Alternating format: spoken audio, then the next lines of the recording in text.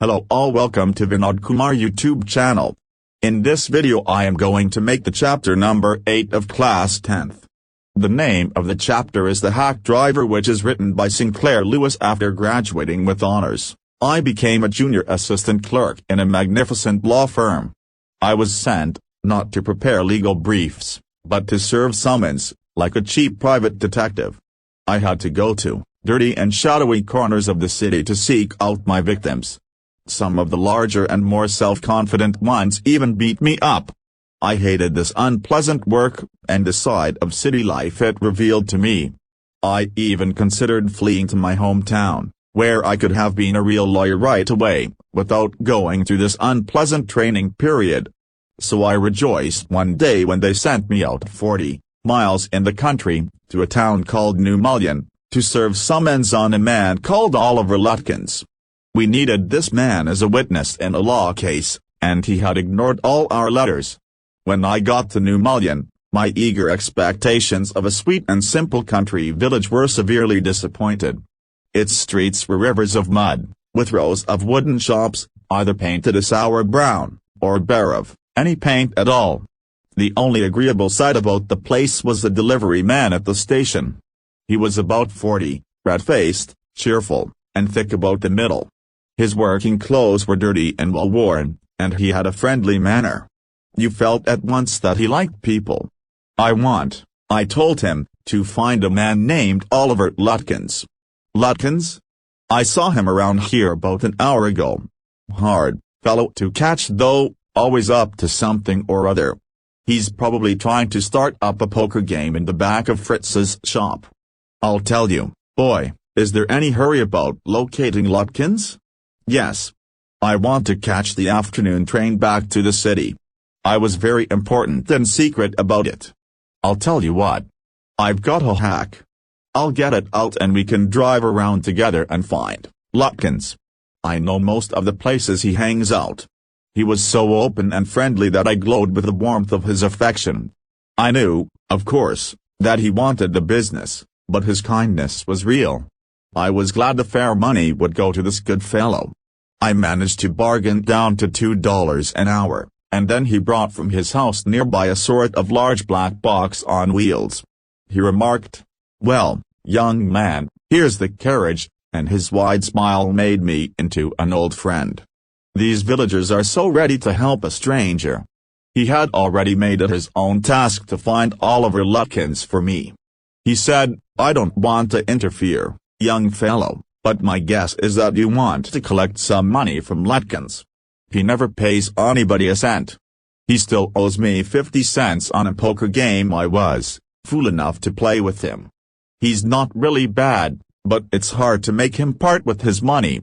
If you try to collect from him, in those fancy clothes, he'll be suspicious and get away from you. If you want, I'll go into Fritz's and ask for him, and you can keep out of sight behind me." I loved him for this. By myself, I might never have found Lutkins. With the hack driver's knowing help, I was sure of getting my man.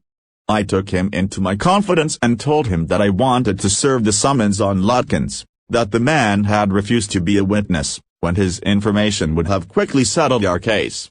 The driver listened earnestly. At the end, he hit me on the shoulder and laughed. "Well, we'll give Brother Lutkins a little surprise. Let's start, driver. Most folks around here call me Bill or Magnuson. My business is called William Magnuson Fancy Carding and Hacking. All right, Bill. Shall we proceed to Fritz's?" "Yes, Lutkins is just as likely to be there as anywhere. Plays a lot of poker. He's good at deceiving people." Bill seemed to admire Lutkins' talent for dishonesty. I felt that if he had been a policeman, he would have caught Lutkins respectfully, and jailed him with regret. Bill led me into Fritz's.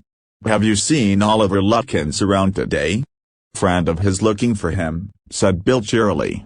Fritz looked at me, hiding behind Bill. He hesitated, and then admitted, "Yes, he was in here a little while ago. Guess he's gone over to Gustav's to get a shave." "Well, if he comes in, tell him I'm looking for him." We drove to Gustav's barbershop. Again Bill went in first, and I lingered at the door. He asked not only the Swede but 2 customers if they had seen Lutkins. The Swede had not. He said angrily, "I haven't seen him, and don't care to. But if you find him you can just collect that $35 he owes me." One of the customers thought he had seen Lutkins walking down Main Street, this side of the hotel. As we climbed back into the hack, Bill concluded that since Lutkins had exhausted his credit at Gustav's he had probably gone to Gray's for a shave.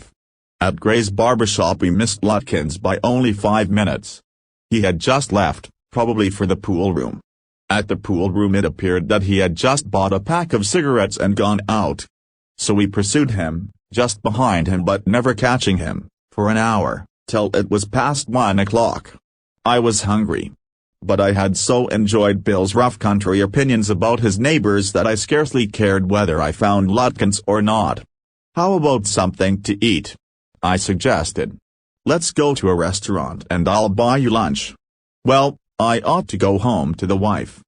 I don't care much for these restaurants, only 4 of them and they're all bad. Tell you what, we'll do. We'll get the wife to pack up a lunch for us. She won't charge you more than half a dollar, and it would cost you more for a greasy meal in a restaurant, and we'll go up to Wade's Hill and enjoy the view while we eat. I know that Bill's helpfulness to the young fellow from the city was not entirely a matter of brotherly love. I was paying him for his time. In the end I paid him for 6 hours, including the lunch hour, at what was then a very high price. But he was no more dishonest than I. I charged the whole thing to the firm. But it would have been worth paying him myself to have his presence. His cheerful country wisdom was very refreshing to a country boy like myself who was sick of the city. As we sat on the hilltop, looking over the pastures and creek which slipped among the trees, he talked of Pneumonia, and painted a picture in words of all the people in it. He noticed everything, but no matter how much he might laugh at people, he also understood and forgave their foolishness. He described the minister's wife who sang the loudest in church when she was most in debt. He commented on the boys who came back from college in fancy clothes.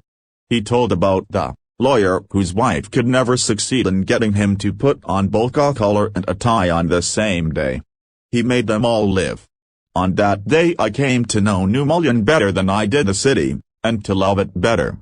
Bill didn't know about colleges and cities, but he had traveled around a lot of the country, and had had a lot of jobs.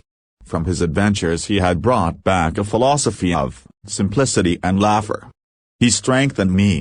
We left that peaceful scene of meadows and woods, and resumed our search of Oliver Lutkins. We could not find him. At last Bill cornered a friend of Lutkins and made him admit what he guessed: Oliver's gone out to his mother's farm, 3 miles north. We drove out there, laying plans. I know Oliver's mother. She's a terror, Bill sighed. I took a trunk out there for her once, and she almost took my skin off because I didn't treat it like a box of eggs. She's about 9 feet tall and 4 feet thick and quick as a cat, and she sure can talk. I'll bet Oliver heard that somebody's chasing him, and he's gone on there to hide behind his mother's skirts. Well, we'll try her. But you'd better let me do it, boy. You may be great at literature and law, but you haven't had real training in swearing. We drove into a poor farmyard. We were faced by an enormous and cheerful old woman. My guide bravely went up to her and said, "Remember me? I'm Bill Magnuson, the carter and hackman. I want to find your son, Oliver." "I don't know anything about Oliver, and I don't want to," she shouted. "Now, look here. We've had just about enough nonsense. This young man represents the court in the city, and we have a legal right to search all properties for this Oliver Lutkins." Bill made me sound very important, and the woman was impressed. She retired into the kitchen and we followed. She seized an iron from the old-fashioned stove and marched on us shouting, "You search all you want to, if you don't mind getting burnt first." She shouted and laughed at our frightened retreat.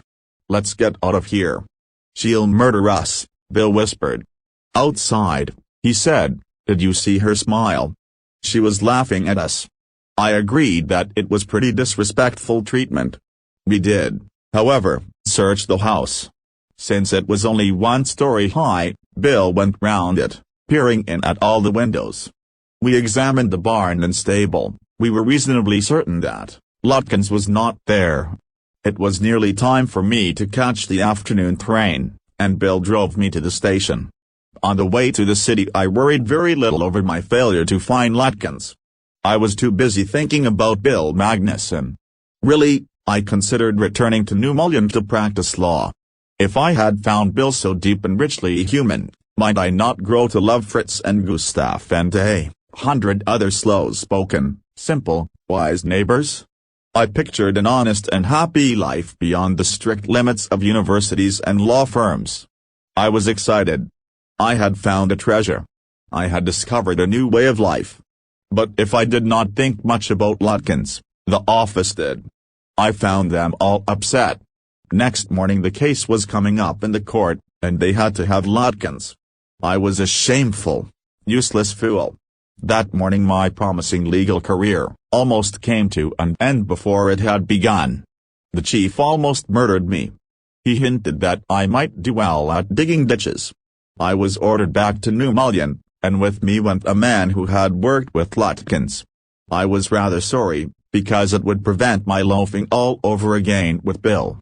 When the train arrived at Pneumonia, Bill was on the station platform, near his cart. Strangely enough, that old tigress, Lutkins' mother, was there talking and laughing with Bill, not quarreling at all. From the train steps I pointed Bill out to my companion and said, "There's a fine fellow, a real man. I spent the day with him." "He helped you hunt for Oliver Lutkins?" "Yes, he helped me a lot." "He must have, he's Lutkins himself." What really hurt me was that when I served the summons, Lutkins and his mother laughed at me as though I were a bright boy of 7. With loving kindness they begged me to go with them to a neighbor's house for a cup of coffee. "I told them about you and they're anxious to look at you," said Lutkins joyfully. "They're about the